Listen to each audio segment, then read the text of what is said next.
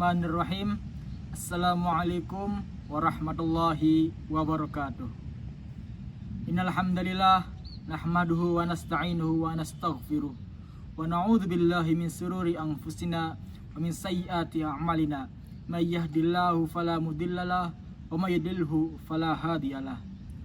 Asyhadu an la ilaha illallah wa asyhadu anna Muhammadan abduhu wa rasuluh.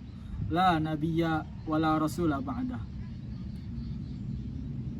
Puji syukur kehadirat Allah Subhanahu wa taala yang telah mana memberikan rahmat serta hidayahnya sehingga kita dapat berkumpul di tempat yang insya Allah penuh barokah ini dan tetap mensyukuri nikmat-nikmatnya, dari nikmat yang terkecil hingga nikmat yang begitu. Salawat beriring salam marilah kita curahkan kepada junjungan kita, Nabi besar kita, Nabi akhir zaman, yakni Nabi Yuna Muhammad Sallallahu Alaihi Wasallam, yang mana telah membawa kita dari zaman kegelapan, zaman kebodohan, zaman di mana tidak ada yang namanya kesetaraan gender, menindas salah satu golongan, hingga zaman yang penuh kecerdasan dan zaman yang dimana bisa menjadi bangsa yang begitu besar seperti saat ini.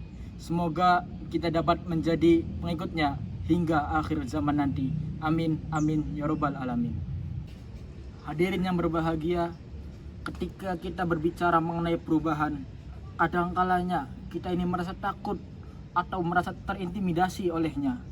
Namun pada saat ini saya akan mengajak hadirin semua untuk membangun potensi kita, karena sejatinya di dalam seorang pemuda itu ada potensi untuk bisa merubah dunia hingga merubah bangsa Indonesia ini menjadi yang lebih baik. Hadirin yang dirahmati Allah Subhanahu wa taala, hidup pada akhir zaman seperti sekarang ini begitu banyak peraturan agama yang terasingkan, dimulai dari pacarannya yang dianggap sebagai kenormalan, hak seorang suami terhadap istri yang dianggap sebagai patriarki, orang-orang yang memakai hijab, memakai pakaian-pakaian tertutup yang dianggap sebagai kuno, dan lain sebagainya. Seharusnya hal seperti ini dapat kita jauhi, dapat kita hindarkan dari hidup kita. Sesungguhnya setiap ajaran yang ada di dalam agama Islam ini mengandung unsur-unsur untuk kita bisa hidup di dalam dunia ini hingga bahagia di dalam akhirat kelak. Hadirin yang berbahagia, saat ini pada kali ini kita akan coba untuk berbicara dan membincangkan bahwasanya setiap hal yang diajarkan oleh Allah Subhanahu wa taala telah pastinya memiliki berbagai macam manfaat. Contohnya dari hal peraturan agama yang seharusnya dipentingkan, diutamakan, namun sering kali kita lalaikan, yaitu sholat. Pada sholat ini begitu banyak manfaat yang bisa kita dapatkan untuk tubuh kita sendiri. Dari meredakan nyeri otot, melancarkan pencernaan, melancarkan peredaran darah, dan lain sebagainya. Hadirin yang dirahmati Allah Subhanahu wa taala, berbicara tentang perubahan, terdapat beberapa faktor yang mempengaruhi perubahan terhadap diri kita sendiri. Yang pertama, faktor eksternal. Dari faktor eksternal ini melingkupi dari di mana hidup kita, bagaimana keadaan masyarakat kita, sehingga hal tersebut dapat mempengaruhi keniatan kita, usaha kita untuk dapat berubah menjadi lebih baik. Yang kedua yaitu faktor internal dari dalam diri kita sendiri. Dari faktor internal ini kita memiliki banyak sekali kesusahan, dari kurangnya niat, dari konsisten yang kurang tepat. Sesungguhnya Imam Sultan Abdul Malik pernah berkata, "Tarjun najata ulam tasluk masalikaha, innas safinata la tajri alal yabas."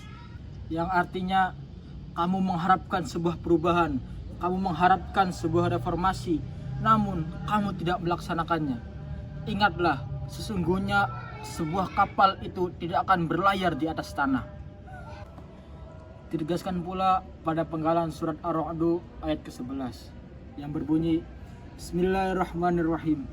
Innallaha la yughayyiru ma biqaumin hatta yughayyiru ma bi anfusihim. yang artinya Allah tidak akan merubah nasib suatu kaum sampai kaum tersebut berani mengubah nasibnya sendiri. Hadirin yang dirahmati Allah Subhanahu wa taala. Pemuda adalah pemegang kunci peradaban. Bapak proklamator kita, Bapak Insinyur Soekarno pernah mengatakan, "Beri aku 1000 orang tua, niscaya akan kucabut Semeru dari akarnya.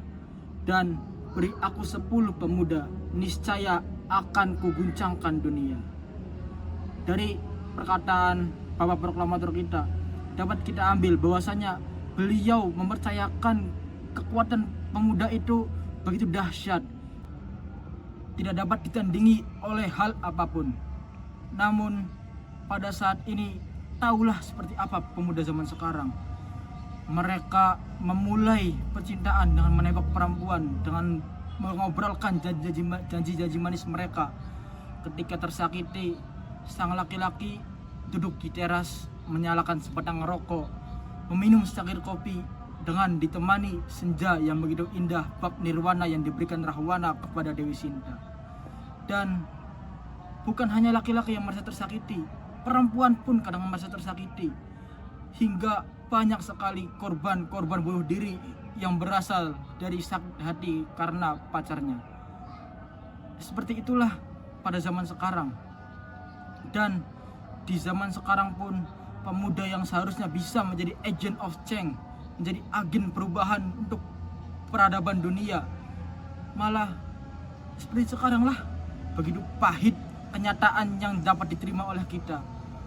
Banyak sekali yang merasakan, membangga-banggakan ayahnya, membangga-banggakan keluarganya, entah dimulai dari ayahnya mantan presiden, dimulai dan ayahnya yang begitu kaya, ataupun dari ayahnya yang seorang pejuang. Sesungguhnya salah satu pepatah Arab pernah mengatakan, "Innal fata mayyaqulu ha anadha walaisal fata mayyaqulu kana abi." Sebaik-baiknya pemuda, seharusnya pemuda itu yang berani mengatakan inilah saya, yang membanggakan bahwasanya inilah saya. Dan bukanlah seorang pemuda yang mengatakan bapak saya itu kayak gini loh, inilah bapak saya. Itu bukanlah seorang pemuda. Maka dari itu kita dapat menyimpulkan dari sepenggal kalimat ini, sepenggal perkataan saya ini, bahwasanya ayolah kita sebagai pemuda berani merubah dunia, berani mengubah potensi diri kita menjadi lebih baik. Karena apa? Karena pemuda adalah agent of change. Kunci perubahan ada di dalam diri seorang pemuda. Dan dalam merakit tubuh kita, dalam proses perubahan kita, ada salah satu quotes dari saya yang insya Allah bisa menjadi penambah semangat kita, yakni 9 bulan ibu kita merakit tubuh sang penerjang badai ini. Dan maka dari itu tidaklah etis bagi diri kita tumbang hanya gara-gara ucapan orang-orang. Mungkin cukup sekian dari saya. Bila ada salah kata saya aturkan mohon maaf, karena segala kebaikan, segala kesempurnaan itu datangnya dari Allah Subhanahu wa taala, dan segala kekurangan dan kesalahan pastinya datang dari diri saya sendiri. Billahi taufiq wal hidayah. Wassalamualaikum warahmatullahi wabarakatuh.